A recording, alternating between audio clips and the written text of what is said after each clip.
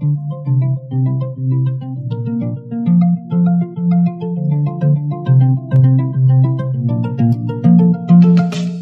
the second phase of week 3, we are going to discuss about intrusion detection system.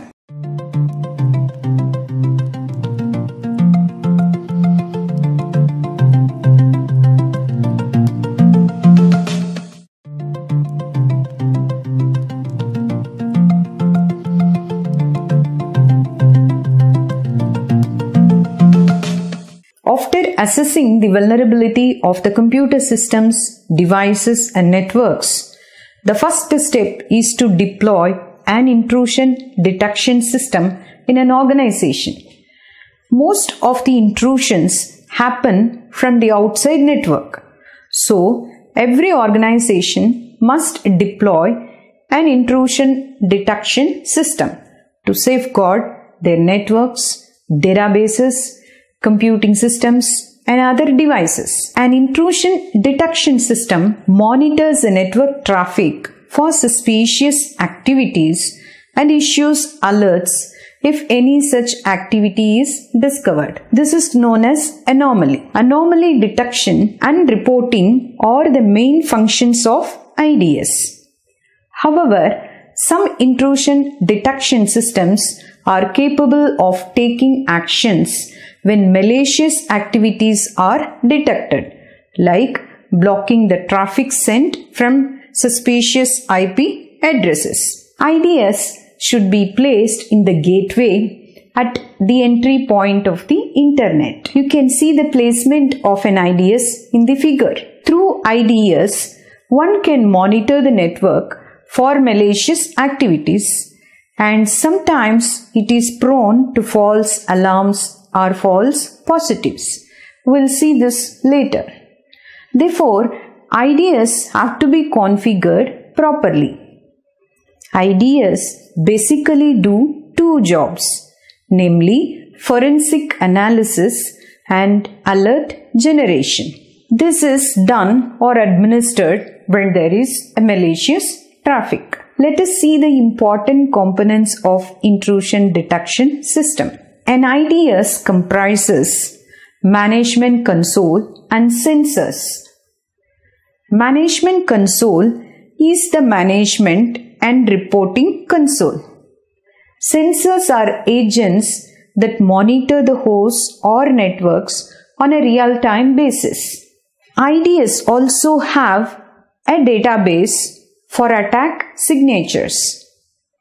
The attack signatures are nothing but patterns of different types of previously detected attacks.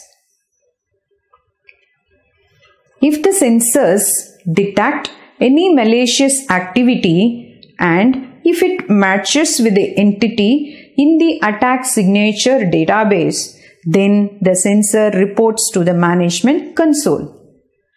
Sensors can also be configured for different types of responses. For example, the sensor can reset a TCP connection by sending a TCP fin command. It can modify the access control list on the gateway or the router or on the firewall. They can also send an email notification to the administrator for appropriate actions. You can see the components of the IDS in the figure. The components are detection engine, decision engine, detection models and decision table. Next, we will see the different types of IDS. IDS can be basically classified into three types based on its level of operation, as network IDS, network node IDS and host IDS. NIDS, in other words network IDS, examines the traffic and compares it with the attack library. NIDS is positioned at a strategic point or points within the network or the subnet where it can scan the inbound and the outbound traffic from all the devices on the network. We can see this with the help of a sample NIDS shown in the figure. Then the node-based one, that is NNIDS. This is very similar to NIDS, but the difference is that the traffic is only monitored on a single host but not on the whole subnet. Here comes a figure that can illustrate the NNIDS. The third category, that is the host IDS, HIDS. It takes an image of the whole system's file, sets and compares it with the preceding picture. If there are any major differences such as missing files, then it sends an alert to the administrator. HIDS runs on all machines and devices in the network with direct access to both the internet and the internal network.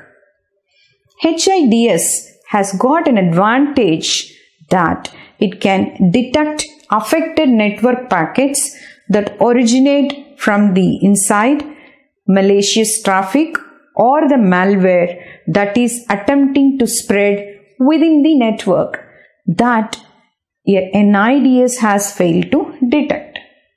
Here comes the picture that shows the host-based intrusion detection system architecture. If you look at the subtle differences between NIDS and HIDS, it's clearly indicated in the figure. There is an intrusion detection working group known as IDWG. This has defined a universal IDS architecture with 4 types of functional modules.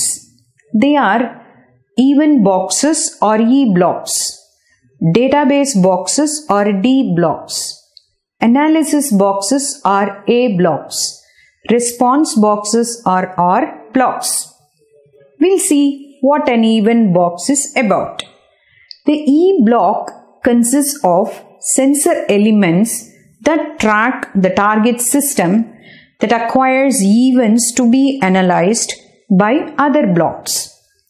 The database boxes are nothing but elements planned to store the information from the E blocks for subsequent processing by A or R boxes. The third one, analysis boxes. The A block process modules for analyzing the events and detecting potential hostile behavior to generate some kind of notification if necessary. The last one is response boxes or R blocks. The main function of R block is execution. If any intrusion occurs, it responds to the detected threat. Here is a figure that demonstrates the common intrusion detection framework followed by the working group. Intrusion detection system can be classified further based on the approach, behavior, and structure and how the system is protected and intrusions are detected.